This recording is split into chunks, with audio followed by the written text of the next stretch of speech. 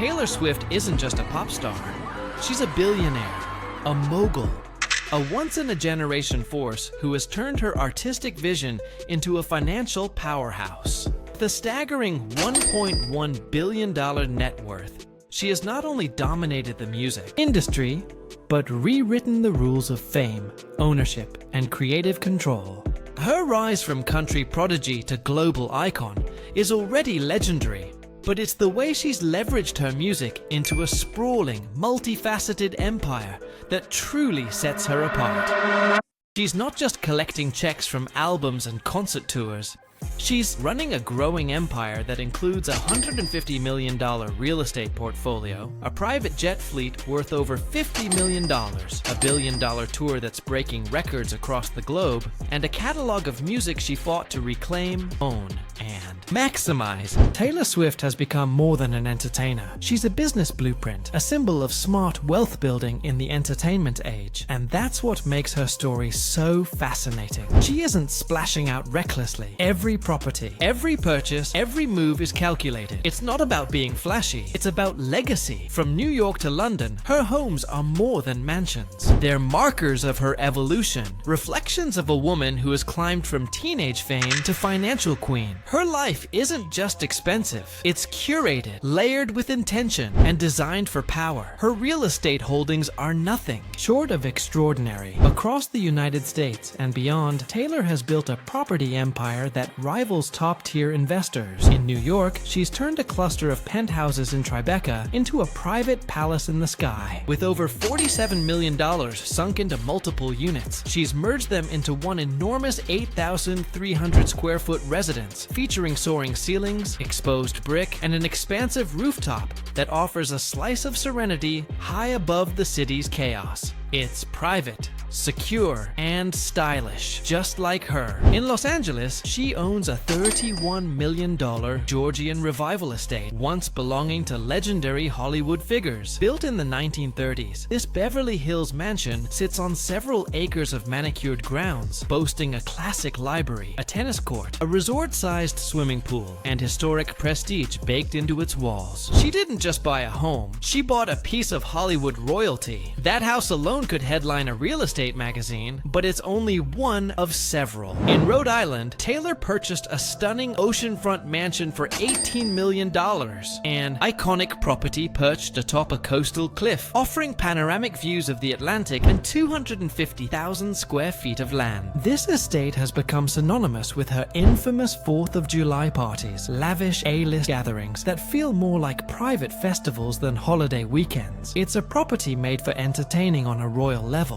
Her Nashville holdings are deeply personal. While she's expanded globally, she's never forgotten her roots. Her $2 million penthouse in the heart of Music City includes floor-to-ceiling windows, a private gym, and a layout designed for comfort and function. Not far away, she owns a $2.5 million white-columned estate styled after the White House. Classic, elegant, and unmistakably hers. And in London's posh Primrose Hill neighborhood, rumors swirl of multi-million-dollar purchases tucked away behind ivy-covered gates. With an estimated total north of $20 million, she moves like royalty. Quietly, strategically, and always with purpose. But when your life is spread across continents, getting from one home to another takes more than a first-class seat. For Taylor Swift, air travel isn't just a convenience, it's a finely tuned machine of privacy and power. Over the years, she's upgraded her private aviation fleet, at one point owning both a Dassault Falcon 50 and a Falcon 900. These were luxury planes by any standard, fast, sleek, and comfortable. Yet true to form, she took things further. Her current crown jewel in the sky is a Dassault Falcon 7X, a $54 million flying fortress that redefines what it means to travel in style. Capable of flying at nearly 700 millimeters, it seats 16 passengers and offers every luxury imaginable, from custom lighting and plush seating to high-speed Wi-Fi Wi-Fi, and tailored lounge zones. For Taylor, this isn't about flexing wealth. It's about freedom, her schedule, her control, her space. And while she's faced public criticism for frequent travel, it hasn't slowed her down one bit. When you run an empire, speed matters. Back on the ground, her garage tells its own story. While Taylor isn't the type to flaunt her rides on Instagram or paparazzi-covered streets, her car collection speaks volumes. It's quiet luxury, elevated performance, and timeless design. Among her most prized pieces is a Ferrari 458 Italia, valued at around $240,000. This high-performance V8 supercar delivers both speed and elegance, just like the woman who drives it. She also owns an Audi R8, a sleek $180,000 machine that balances aggression with refinement. For everyday driving, she can be seen in a Mercedes-Benz G63 AMG or a Range Rover Vogue, both designed for comfort, safety, and presence. Her Mercedes-Maybach S560, clocking in at $140,000, offers backseat luxury that rivals private jets. And the Porsche 911 Turbo rounds out her collection with a balance of classic prestige and powerhouse capability.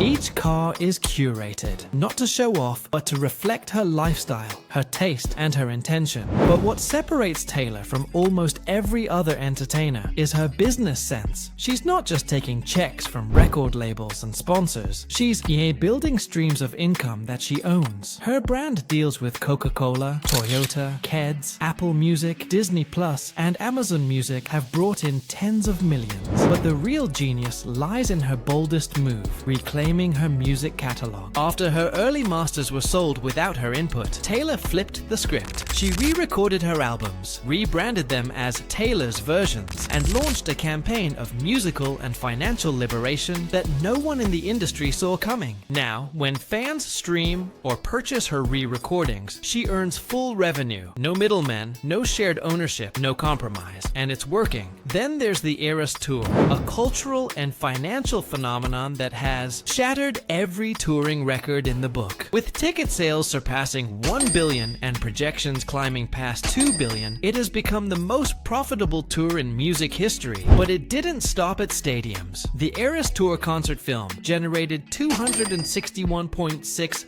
million at the box office, plus an additional $75 million from streaming rights. These aren't just side projects, they're pillars of a self-sustained billionaire engine. Taylor Swift isn't backed by a conglomerate or a silent board of billionaires. She built this herself, and that's what makes her empire different. She writes the songs, she performs the shows, she licenses the footage, she owns the brand, and now she owns the financial returns too. Today, Taylor stands as the only artist in history to become a billionaire purely through music-related income. No beauty lines, no clothing brands, no tequila empire, just songwriting, touring, producing, directing, and relentless ownership of her voice, image, and business. Her career is proof that artistry and strategy don't have to be at odds. They can coexist, and they can build empires. So what's next for Taylor Swift? Will she start a record label? Launch a streaming platform for artists? Invest in tech? Step into filmmaking full-time? Whatever path she takes, one thing's for certain, she'll walk it as an owner, on her own terms, with full control. Because in the story of her life, Taylor is both the author and the publisher. Subscribe and stay tuned for more deep dives into the untold stories behind the world's biggest empires. Because icons like Taylor Swift aren't just shaping culture, they're changing the game.